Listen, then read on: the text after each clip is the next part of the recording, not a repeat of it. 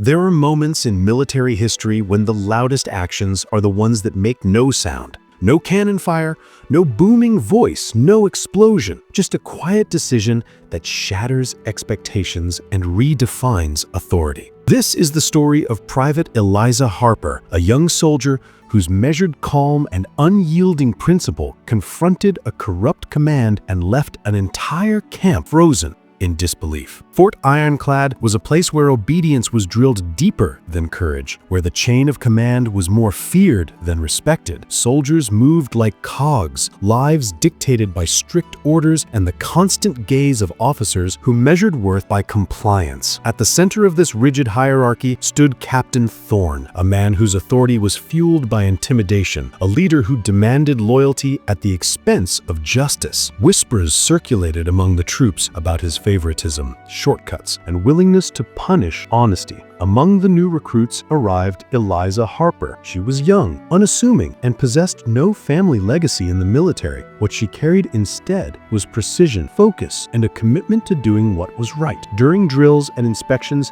she performed flawlessly, never giving cause for complaint, but also never submitting to fear. Thorne noticed her immediately. He despised those who could not be bent by intimidation, those whose compliance was earned only through respect, not fear. Weeks of subtle challenges and harsh scrutiny built tension. Then, during a critical field inspection, Thorne issued an order that went beyond protocol. He demanded that Eliza falsify the readiness logs to cover his own mismanagement. Soldiers exchanged uneasy glances. They knew disobedience could end careers. Compliance meant dishonor. Yet Eliza's resolve was clear. She understood the stakes, yet also understood that true service required integrity. When the order came, she did not flinch. "Sir," Eliza said quietly, her voice carrying just enough for the nearby soldiers to hear, "I cannot follow that command." The air froze. Every foot planted in formation felt heavier. The wind itself seemed to pause. Captain Thorne's eyes narrowed,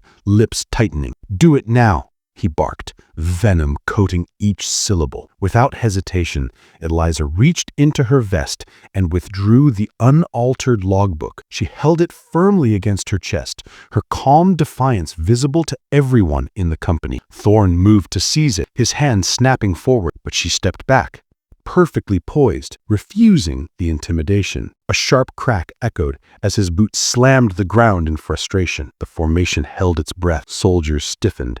Officers paused, and even the wind seemed to hesitate. In that single instant, a silent counterstrike had unfolded, shattering the illusion of Thorne's untouchable authority. The entire camp froze, stunned by the unyielding courage of one quiet soldier. Thorne's face drained of color. He had expected panic, capitulation, excuses, but not this unwavering resistance. The troops, long accustomed to his iron-fisted dominance, suddenly realized that authority could be questioned, that corruption could be exposed without a word. Major Kincaid, overseeing the inspection, stepped forward. "Captain Thorne," he said, his voice crisp and controlled, "explain this directive." Thorne's composure faltered. "Sir, she misunderstood.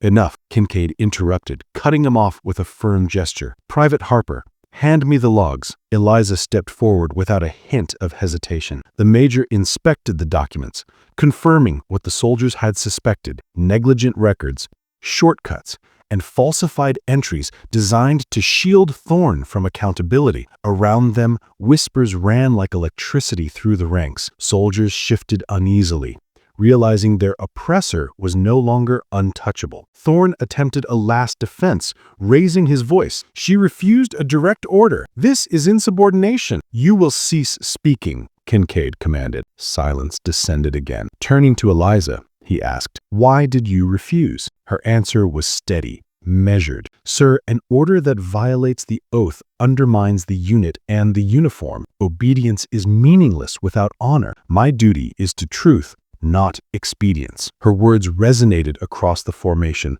like the slow settling of dust. Officers nodded subtly, soldiers absorbed the lesson, and Thorne was escorted away under the watchful eyes of the troops he once ruled with fear. That day, Fort Ironclad learned a profound truth. True authority commands respect, but only when it aligns with integrity. The quiet courage of one soldier had not only corrected an immediate wrong, it had reminded every observer of the enduring power of principle over intimidation. Weeks later, Captain Thorne was formally removed from duty, a cautionary tale whispered among officers and new recruits alike. But Eliza Harper's silent defiance became legend in training halls, during briefings, and in hushed dormitory conversations. Soldiers recounted how one act of moral courage froze an entire camp, exposing the fragility of unchecked power. Eliza herself never sought recognition. She continued her duties with the same meticulous discipline, calm composure, and quiet confidence. Yet she noticed a change. Officers consulted her judgment, peers sought her guidance, and the base slowly shed the oppressive tension that had defined it for so long. Her single act had created ripples far beyond the battlefield inspection. Years later, when she rose through the ranks, young recruits still asked about that day. She answered simply, "Courage isn't always the loud step forward. Sometimes it's the silent step that prevents you from becoming what you oppose." Her words endured, etched into the unofficial history of Fort Ironclad. The story of the soldier who refused a tainted command became a teaching moment, a legend of integrity, and a reminder